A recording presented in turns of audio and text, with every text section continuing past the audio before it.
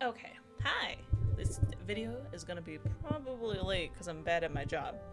I woke up very late today. Also, I didn't put on my nose makeup, and I was like, "Hey, what if I just cover the bags under my eyes?" But then you could tell. You could tell. I'm embarrassed. I whatever. We're playing What Remains of Us. I don't remember what this game's about. I downloaded it like a week ago, and it's just. I think it's a dating sim. I got it from itch.io. So yeah, let's go. Press enter or left click to continue. What pronouns do you use? She, her. Give one.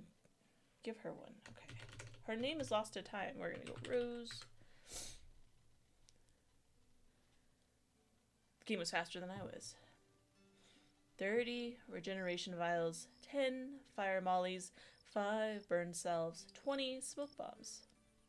You tap your fingers against the glass of the second shelf. It's getting a bit cloudy now that you're actually looking properly. You'll have to wipe it clean soon. 1, 5, 7, 11 bottles of snake oil, 15 bottles of disinfectant, 40 lozenges. I'm kind of snotty, I'm sorry. A couple boxes of bandages, and such that you're much too lazy to count. And finally, 20 tins of white flower balm. Luckily for you, there's still enough stock for 4 more days until another batch is in order. But you're running out of salve faster than expected. Which of course means you'll have to spend the rest of the morning grinding herbs again. You groan, scribble down a reminder in your journal. Harvest herbs, make the salve, bottle them, and label. Wait, what was Paulo going to pick up his toxin again? Win. The front door chimes open, followed by the soft click of its closing shut. You scoff. Good heavens, do people not know how to read? You sure you flipped the sign over more than 10 minutes ago, though you're supposed it is your own fault for not having locked the damn thing. You ignore it. If it was so important that they come in after closing time, they can have very well figure out on their own how exactly to get your attention. You have work to do. This is beautiful.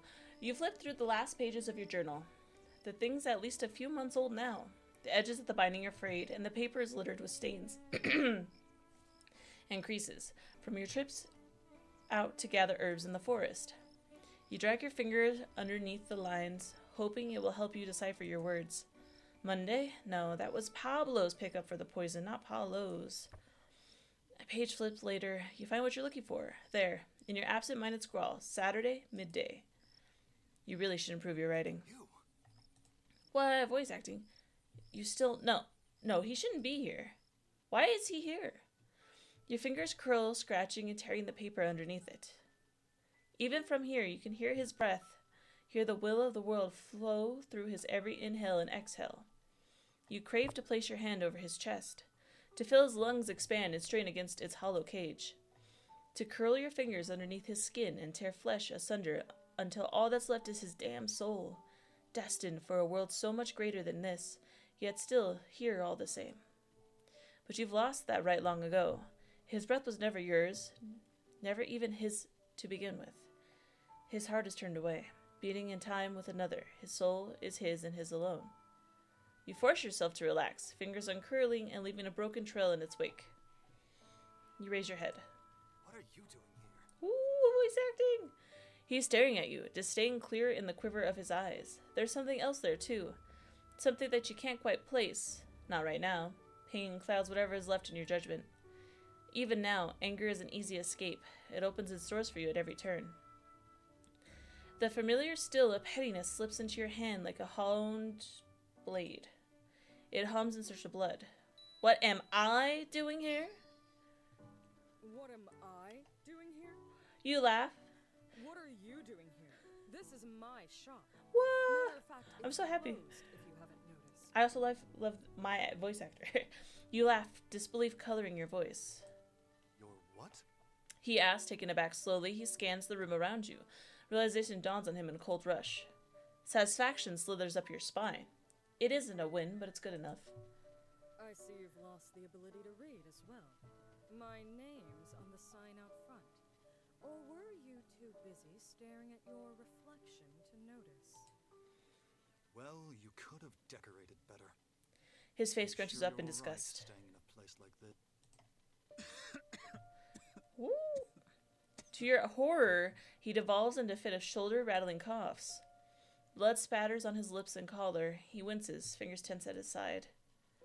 Your eyes flicker to the movement. Retort dying in your tongue. You don't know how you didn't notice it before, but there's blood there, lots of it. He grimaces to your attention, but doesn't bother to hide the injury. Did they send you here, errand boy? You grit out, slowly making your way over to where he is. After all, this is your damn shop, and you cannot let some stupid scribe die on your watch. He laughs bitterly, but doesn't dine you with a response. You look up at him. He's staring at your hand, eyes hazy and face casted in shadow. I'll take that as a no, then. You curl your fingers around his hand and gently pry it away from his body. His palms are covered in blood. The cloth of his blouse is torn, and where it isn't sticks to his torso from sweat. Did this? You murmur, hand hovering over the wound. Some of the blood has dried, but it's bright red and angry, and your breath hitches in your throat. Black tendrils spread out from the gash. You can't see how far they've gone underneath his clothes, but you look up at him. Salvi stares back at you, his breath shallow. Idiot. You should have told me sooner. You hiss. Forgive me. He snarts. I was rather preoccupied. You shake your head, and before you can think twice, point to the doorway leading to your living room. Sit down on the couch. I'll be with you in a moment. This is really well done. He purses his lips. You ready yourself for a retort that'll have you dragging him by the ear, but nothing comes. His eyes are tender in a way that you're too tired to name. It unnerves you far more than it ought to. He shakes his head as if to discard the thought and gives you a brief nod. That couch better not be moldy. You roll your eyes. Before I have second thoughts.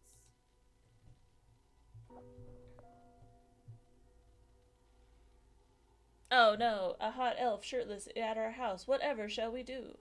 By the time you finish closing up, Salvi is already sprawled out on your couch, sweating up a storm.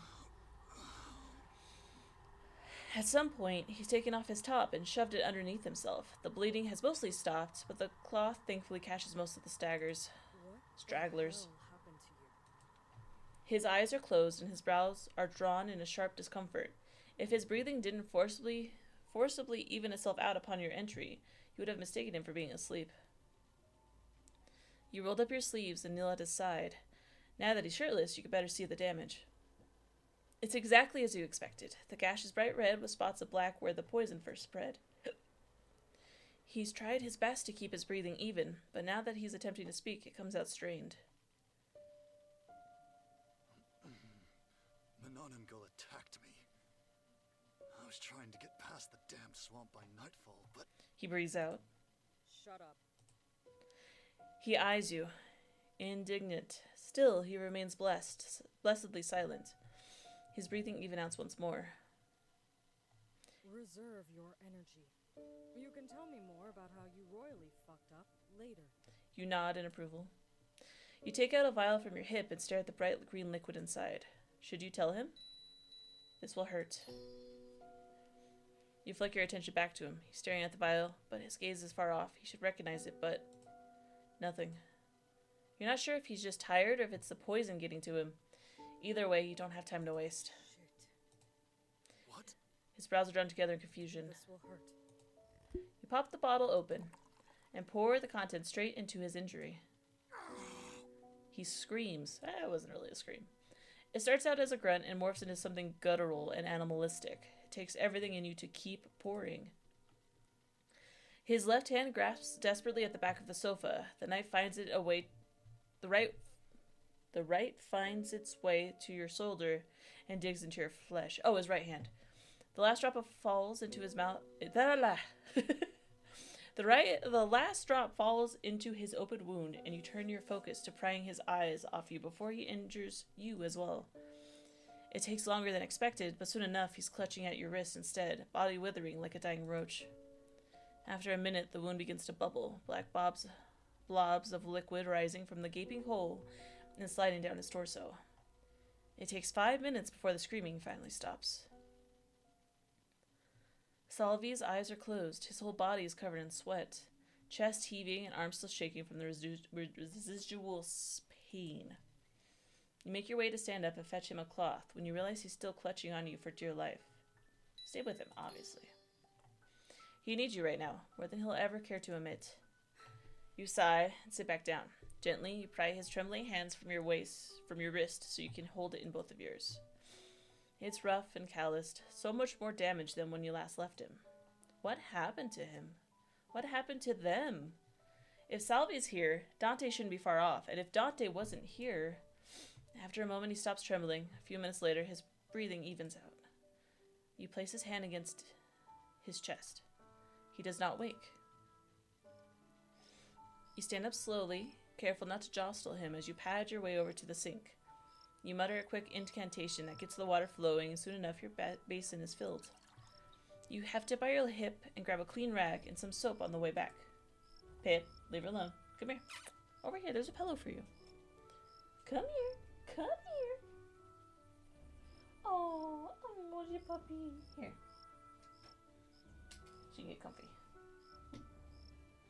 You drop by his side and begin cleaning him off. His skin is pliant underneath your hands, and it comes to you then that this is the first you've ever seen him out of his stupid little outfits. He's always been easy on the eyes, though. He'd rather die than ever say that to his face.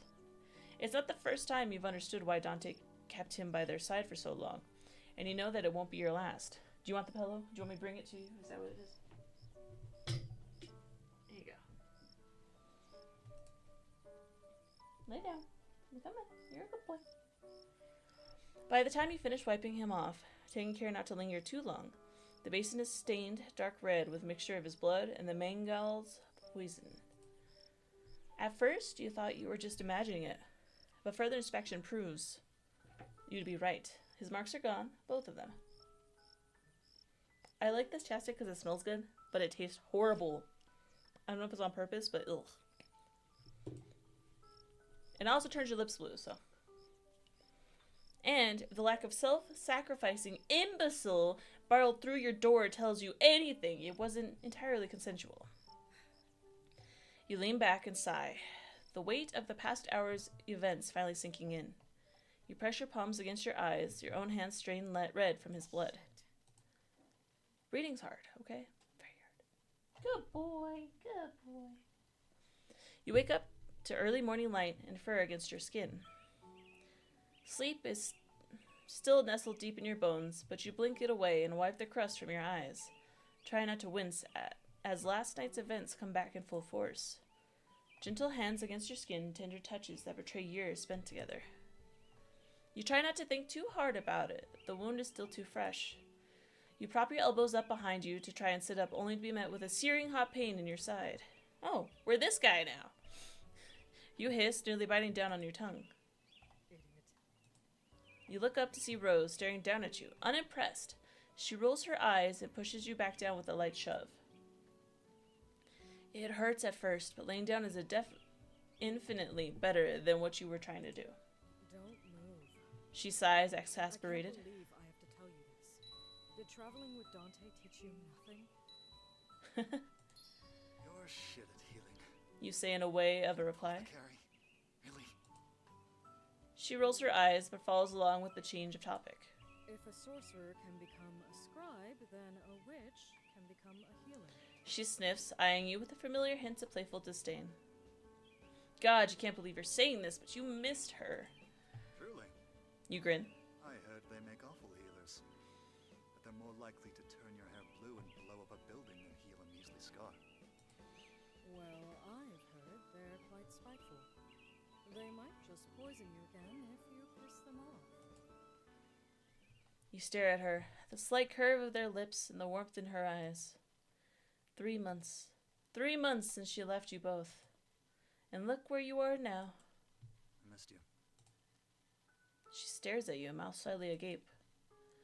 You're feeling just a little stupid right now, but you refuse to take it back. She looks away, hands gripping the sofa's back tighter. Your heart sinks. Why are you here, Salvi? She murmurs, voice barely above a whisper. I was injured. You breathe out. I needed someone to get the poison out. She stays silent for a moment, lost in thought. You can see the way she works her jaw in preparation. She's looking at you now, eyes filled with pity. God, you feel so fucking small. Otherwise, you would never have ended up in that swamp. They would have caught my scent. You wouldn't have found yourself here. They left you, didn't they? Your vision starts to cloud, preparing for the impending rainfall. Takes everything in you not to lash out. Let's talk about this another time, shall we? She stares at you, uncertainty in her eyes. She pulls her lips into a thin line. Thank you.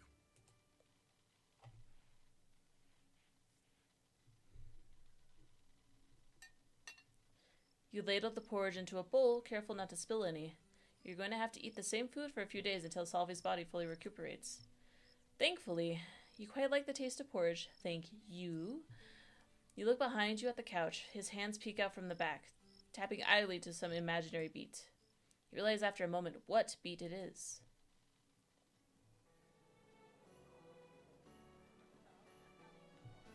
Gloved hands, gilded masks, the swell of music reverberating in your ears. Salvi leans in, mask off, and laughter caught between his teeth.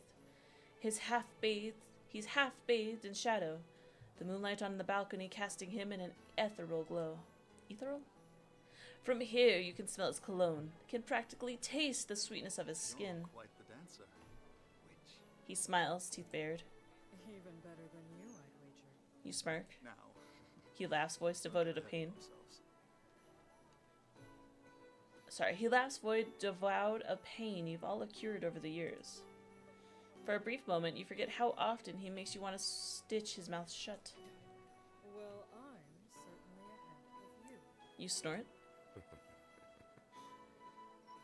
Behind you, someone chuckles. You cannot see them from your position, but you know they are there, watching. They huff out a breath, and it follows by the clink of glass on marble. Don't be too hard on yourself, Dante. You did quite well tonight. Oh, They stepped on my toes 3 times. I'll have to put salve on them in the morning. But they didn't step on the Countess, did they? They were exquisite on the dance floor, if I do say so myself. Not much of a loss. aw. You roll your eyes, but concede. He was right, after all. As long as the esteemed Ascal, guardian of the sun, sun saint, chosen of Almighty, charmed all the right rich bastards, and the night was in their favor. Just thinking of their titles already makes you want to blanch?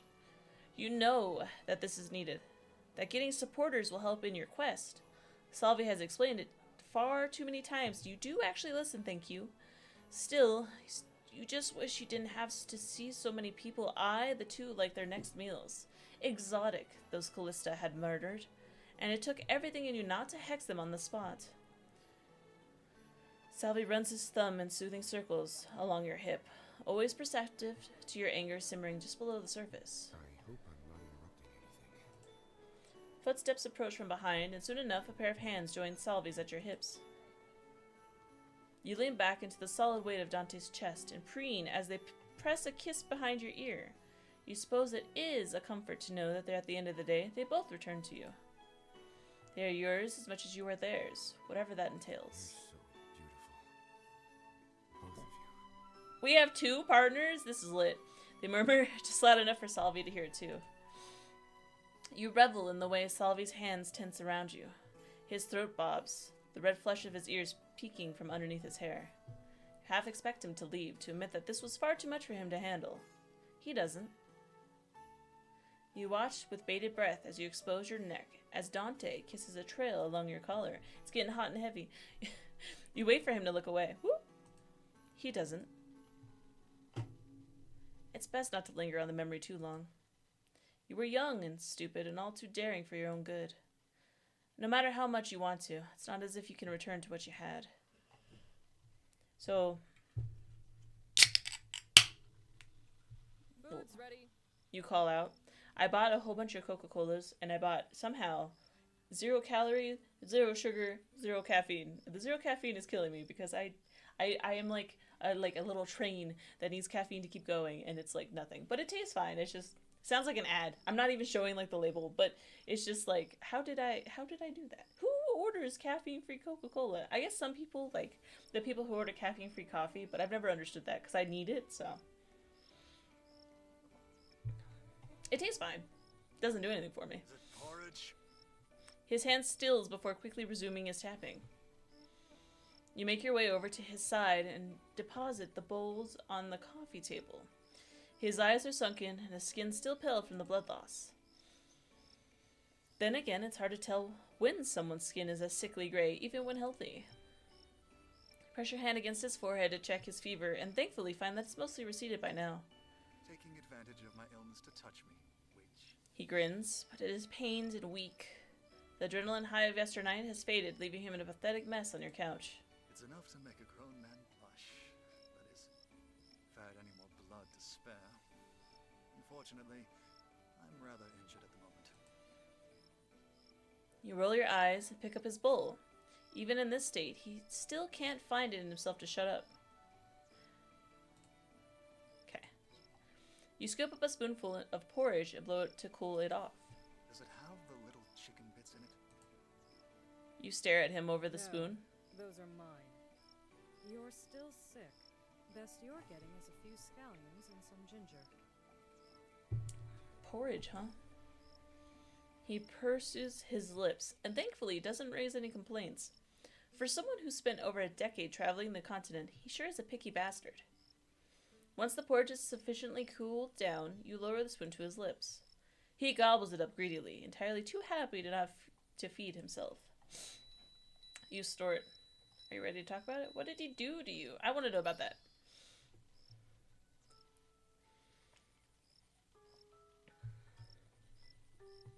You wait until he's halfway done with the bowl before finally popping the question. What did they do to you? Salvi stills, staring at the spoon halfway in his mouth. He places it back in the bowl. He sends you a dirty look, but there's no real bite behind it. Can't you let a man finish eating first? He huffs. Besides, are you so sure it's them I'm so bent over about?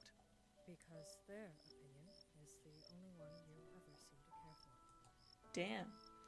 His expression morphs into one of genuine contempt, brows drawn and lips pursed. He opens his mouth as to say something, but decides against it. He looks disappointed somehow. It's not. Okay. Then what happened? He remains suspiciously quiet. Salvi? Okay, fucking hell, fine. Because of that moronic oversized twit. Happy now? He throws his hands in the air, and don't yell at me, sir. You blink slowly, taking his outburst in stride. And what exactly is it that Dante did this time? Hey, Salvi chokes on air, which quickly devolves into heavy coughs. You rub his shoulders as he lets it all out before offering him a glass of water. Halfway down, you see that he's begun to cry, the poor sod. You take the cup from him and deposit it on the table.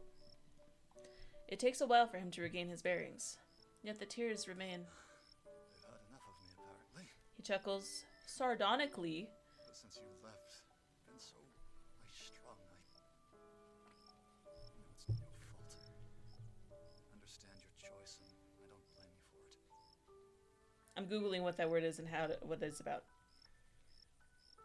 I've never heard that word before. Manner of speaking, acting that's mockingly, bitterly, or cynical. Okay, scornful. You nod slowly, opting not to comment. Gods, they're all my years with them. I knew not to expect much, but it's too much. Gods, it's too much. You raise your hand and place it against his cheek. He leans in, letting you wipe away his tears with your thumb. It can't be you. I cannot replace the hole you've left in their heart, and they know this. Both know this. Aw. I stopped practicing magic for them. You know how pathetic that makes me feel. You stood up against the council, left before they could influence you further, no matter what we thought. And yet, here I am.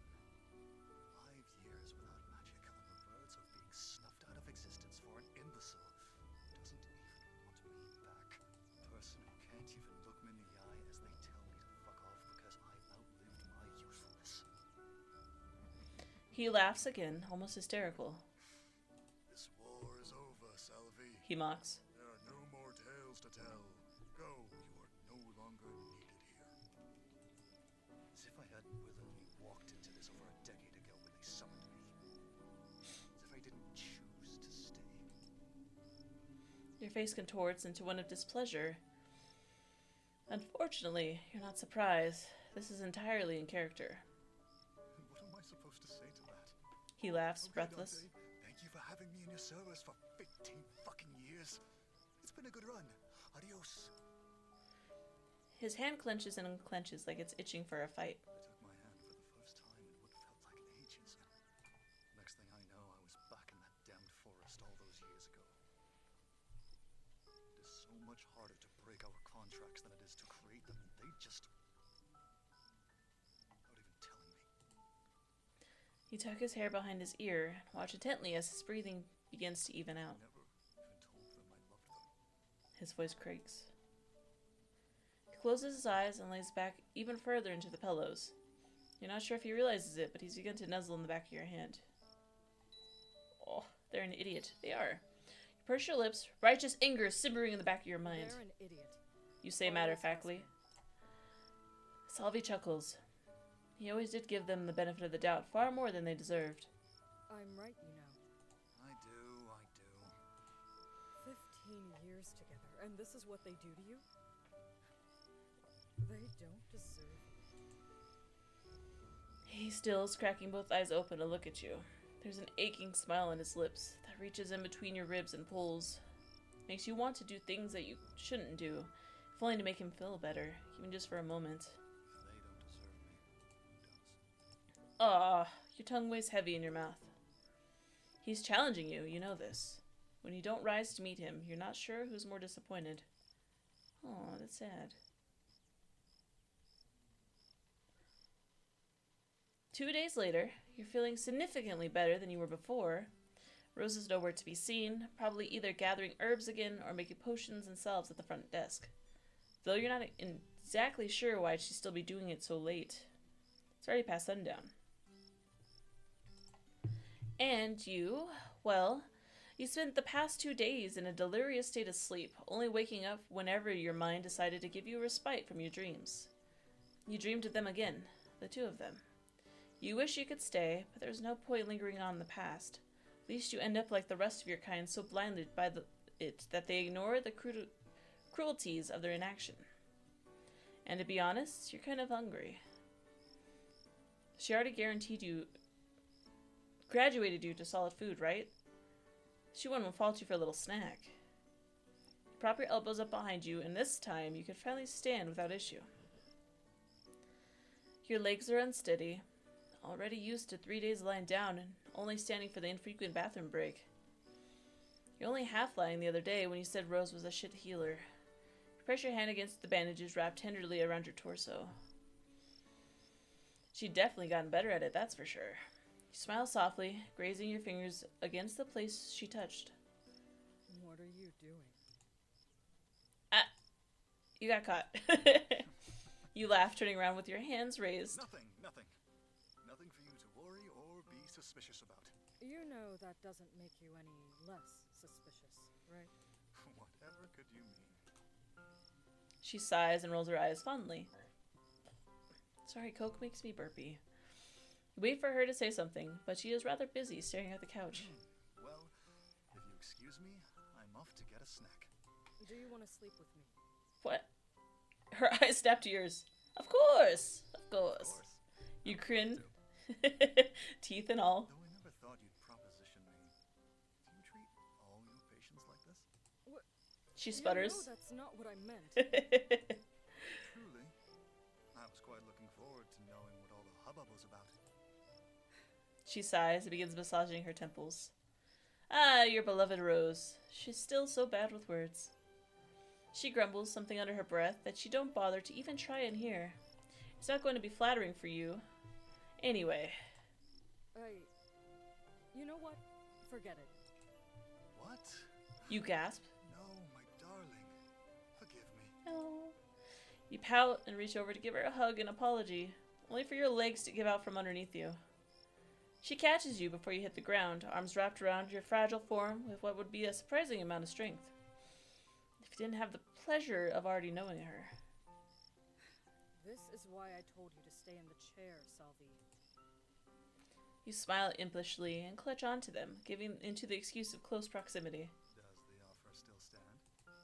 Only if you stop being so obnoxious about it. No promises. Of course. Aww, they're so cute. I don't know what's happening right now. You lean over their prone forms, attempting to grab onto your journal without waking them. Really, it was kind of your fault for leaving it in here in the first place, but who were you to know that they couldn't even wait until after dinner to begin coupling?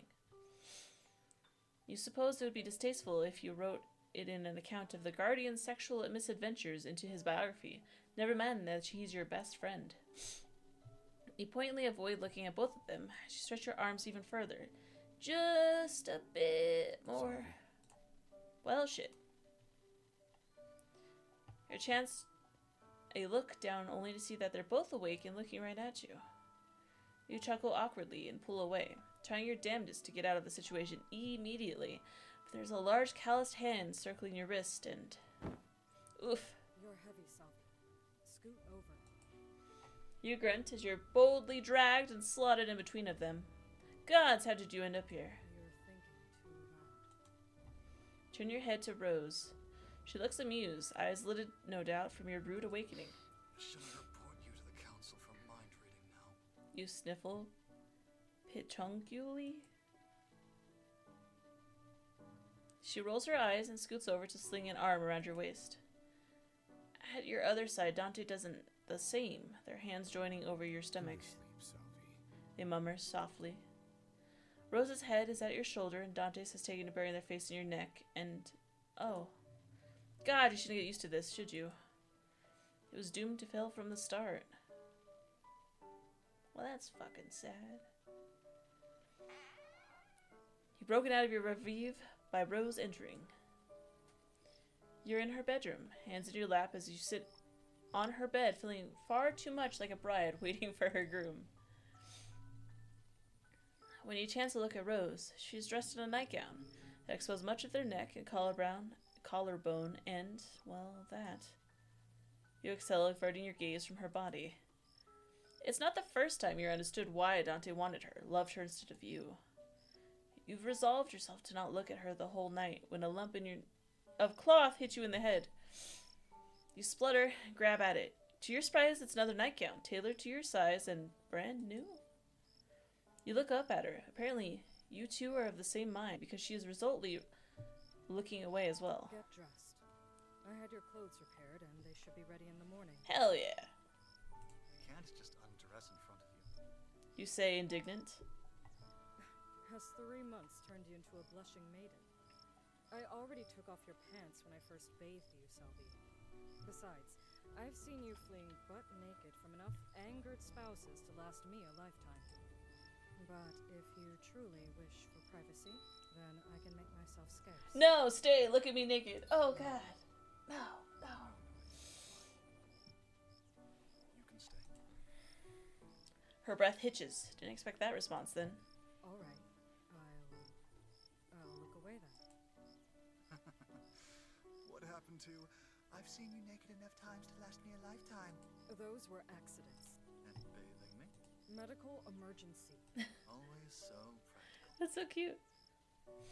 She huffs and keeps her back turned towards you. A valiant show of restraint, if you're honest. If it were you, you would have at least twitched by now. Look at the cloth in your lap and run your fingers over the soft material. Cotton, just like you prefer. You lift it over your head and shimmy it over your body. Careful to not do any work Rose did to your torso. You smile. It's a good fit. It's just big enough to please you immensely. You adjust how it settles over your legs for a few moments before slipping your pants off. It's only now, 3 days later, that you realize those aren't actually your pants. You shake your head at your own stupidity. You fold the pants and deposit them by the nightstand.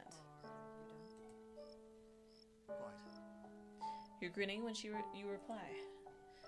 Rose makes her way over to the other side of the bed, occasionally stealing glances at you, and It warms your heart to be reminded that you aren't alone in this, whatever this is going on between the two of you. It feels nice to be wanted, even if it's not the way you prefer, even if she can't love you in return. You slip under the covers the same time as she does. You mutter a quick spell and the lanterns flick shut.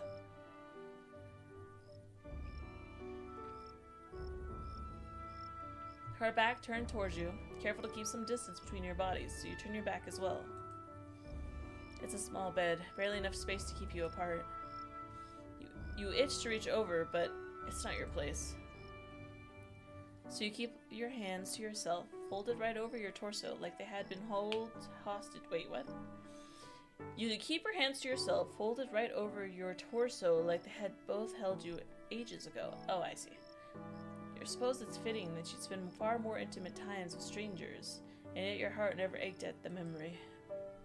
But the thought of that night alone could have you rolling stones for the rest of eternity. They never did ask you to come sleep with them again. Maybe you smelled? I was never fond of floral scents, but you can't help if you naturally smell like lavender. Which probably makes you sound like an overconfident twit, but you're not human, so you get a pass. Bothered by it. By what? I told you I loved her. I know you're not seeing each other anymore, but most people would have had a reaction to that. Especially considering I've known both of you for so long.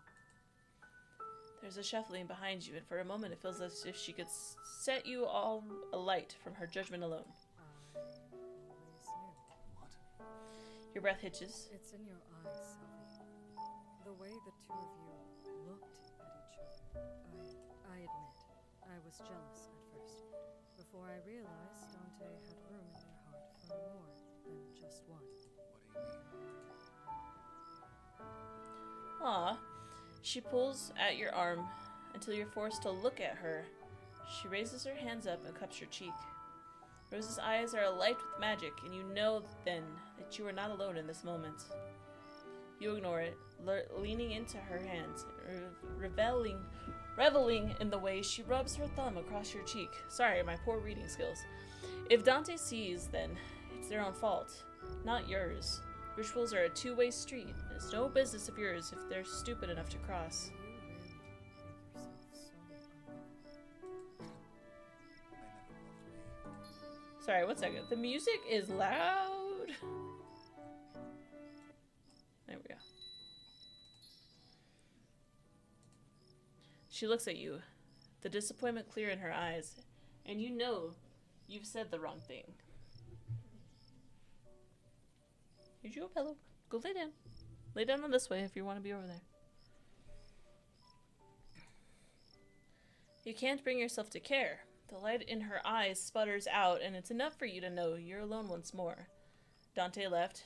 Good riddance. She pulls her hand away, instead of placing it over your heart. She doesn't say anything about what you just done, and it makes you feel far worse than if she just We did. both know they're an idiot, love. And isn't that unfair, calling you that? Knowing full well you can't help but listen. But they're our idiot. For better or worse. We know they're not good with emotions, but they love you. Have loved you for longer than you'll ever know. And I can't believe they're so much of an idiot to let their self-sacrificing nature get in the way of you both. You place your hand over hers and squeeze. She curls her fingers in before intertwining them with yours. But the question is, do you love them still? I don't think so. You mummer. I don't think I can, not after everything. Will I forgive them? Probably. I already feel that this won't last long, but I don't think I can love them like that anymore. She raises your hand to her lips and presses soft kisses against your knuckles. There's a sadness in her eyes. What for, you're not sure. I understand. Go to sleep, Sylvie. Tomorrow, dawn. Tomorrow. You nod slowly, the fatigue overcoming your senses. Your consciousness drifts off into the night.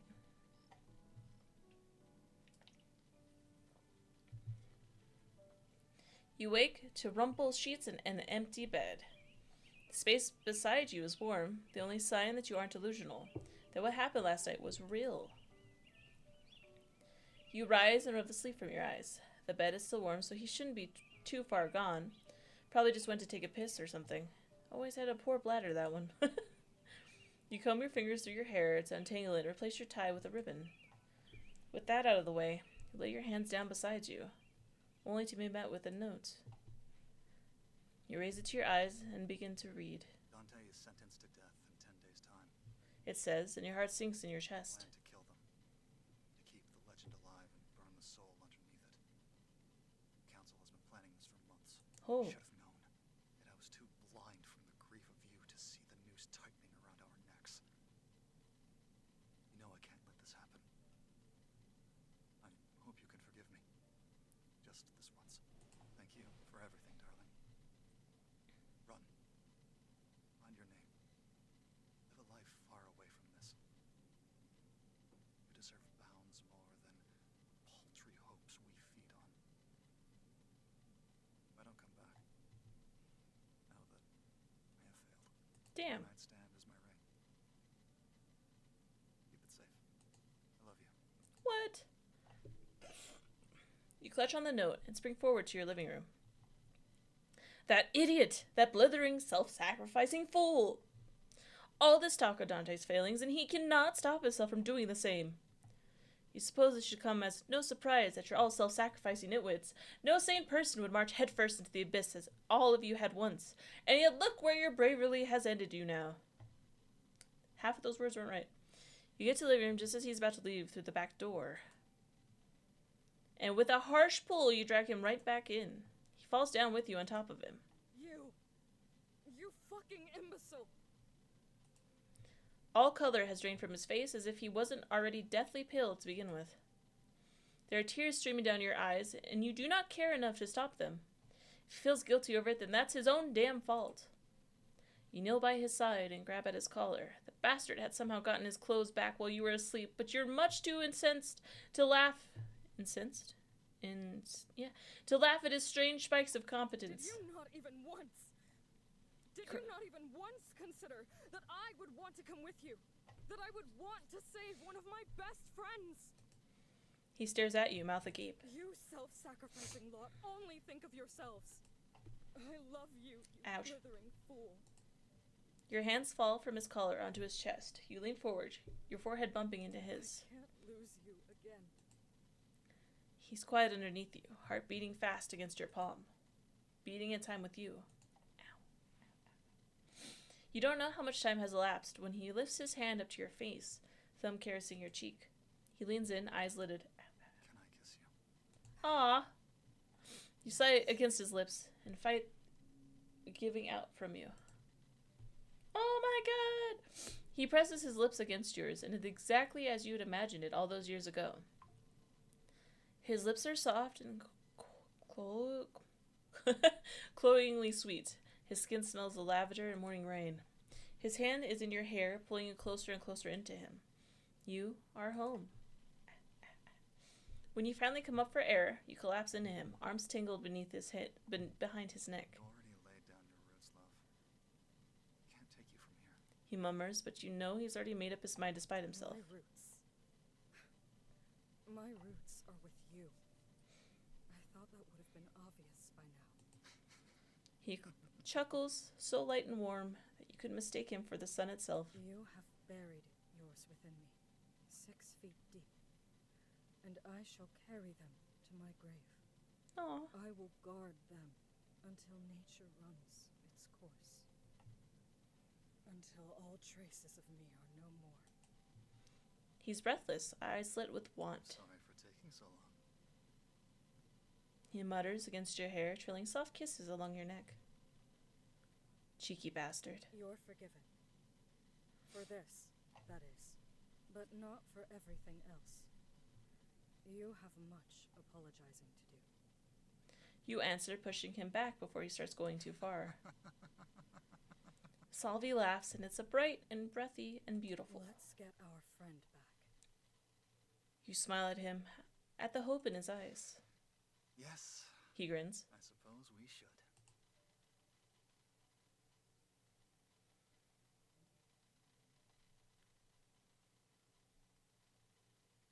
Oh my god, that was crazy. I hope this is just like this is so good, so beautiful, voice acted. Oh, it was amazing. I hope this is just like a prequel to like a full game, but if not, it was amazing. The story was there, art was beautiful, everything. Music was a little too loud, but I really liked it. I hope you guys actually got to hear the voices. I'm kind of worried about that actually, but yeah, it was really good. Writer, Stokiv. It's like the same person. Yeah. Got it on itch.io. I will put the link in the description. I always try to do that, especially with those games. Steam games are different because you can just Google them and it's like, boom, Steam. Itch.io, it's not this easy. But yeah, I had a lot of fun. Beautiful. Like, I don't know if there's different endings, but I highly recommend pulling this out for yourself, seeing how it goes. Watch, for sure, like, I will keep up for them because they did really good. My hair dried stupid. But yeah, thank you guys so much for watching. Is there more? Let me click. Okay.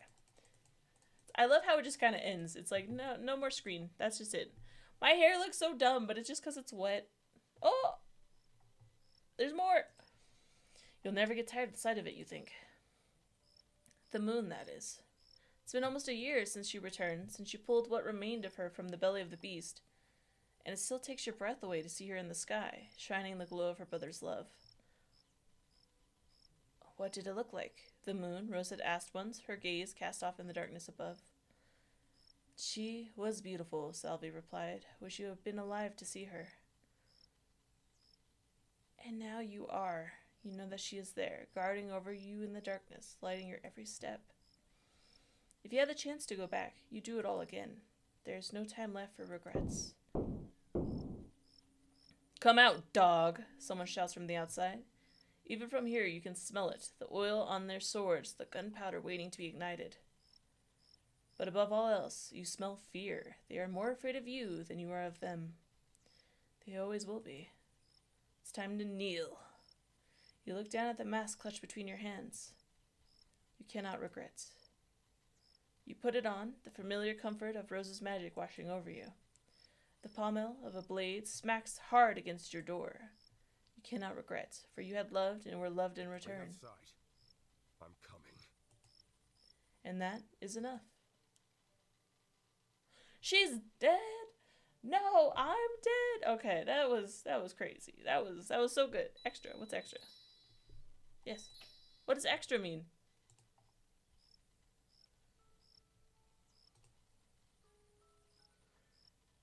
Wait, back. You place your hand against the cool surface of your windowsill, mind racing with the thoughts of every single way this could possibly go wrong. This was a terrible plan that you were well aware of if you swallowed past the lump in your throat. If that person were here, you'd probably be chastised for even thinking of it to begin with, but you're so well aware of the consequences of your actions, and it's a risk you're more than willing to take. You breathe in the humid air and let it settle in your lungs. It'll rain soon. Outside the room, footsteps slightly and barely there. The music downstairs would drown out if anyone else, but not for you. The door creaks open, and your shoulders go stiff. Dante, are you all right? You tap your fingers against the wall, once, twice. Salvi approaches, but stays a reasonable distance away. You're not sure when it happened, when he started to hold back in his affections, and it scares you more than you'd like to admit, the thought of losing him. The only constant in your life. But you will lose him. You have to. And he will lose you too, no matter what. You turn to him, and your heart aches. He's beautiful underneath the moonlight, dressed in one of his stupid little outfits that exposes far too much of his cleavage again. It's a shame you couldn't be with him tonight. You beckon him closer, and there's a visible hesitance that shatters whatever confidence you have left. What are you doing? What have you done? You reach out, hand shaking, and he walks past it. Nearer and nearer. There's a desperate plea inside of you that wants, and when he touches you, it shatters. Salvi's fingers are on your mask, carefully pulling it off your face. The world rushes back in, sounds and lights and smells and touch, and he brushes a hand against your cheek, and it feels like the world could end all over again. You left early, he murmurs, wiping your tears away. You hadn't even noticed you were crying. You shake your head. couldn't handle the stimulus? You chuckle. Yeah. He nods and steps back, placing the mask on a nearby table. He hesitates again. It's unnatural to see him this quiet. Do you want to dance with me? He looks at your hand, now at your side, and then at you. You see something in his eyes that you hadn't even noticed was gone. Hope. Your heart sinks. Hope for what? For you? He was a fool to believe this could end in any other way.